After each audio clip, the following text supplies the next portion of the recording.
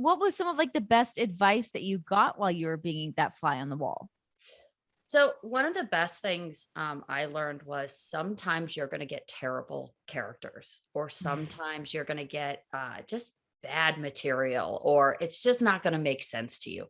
But it's all about what you do with it. Mm-hmm. So it doesn't really matter what you're given; it's how you take it. And not only was I did I learn that throughout listening to everybody, because sometimes people would get a script the moment that I started, like got to set, they're like, "What is this?" And Oh yeah, been there. not very happy about whatever that is. And it's just finding a way to make the most of it. And I also heard that from Trish. Trish Stratus told me at one point, it doesn't matter what they give you. What matters is what you do with it. And Right. it always stuck with me.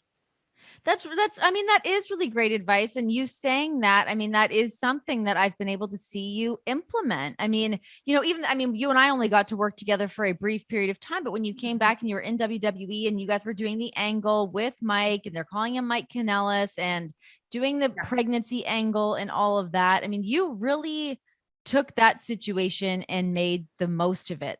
Mhm. What is like your recollection of that storyline that they had you guys doing? So, Paul Heyman was the one that started the storyline with us, and I always trusted him and I Yeah. trusted his vision. And unfortunately, for whatever reason, I got cut short. But I knew that if it was able to grow and to last, we'd really able to run with it. I wanted that payoff for Mike at the end. Unfortunately, he didn't get it. But What was that payoff supposed to be? the Can we say? payoff was supposed to be him turning on me at the Mm. very end and becoming this big baby face. And then to have that baby face run and to talk about his addiction struggles and coming back from addiction. And then I would come back from my maternity leave, and then we could have that face to face at the end of all of that. But yeah, he was supposed to turn on me, and the royal bitch I was at the time. And I was really looking forward to it because it was a great Sure. out. It was a Yeah. great, like, okay, he turned on me. I leave. Peace out, home slice. I'm gonna go get real big and pregnant, and then I'll come back. But yeah, it didn't happen that way.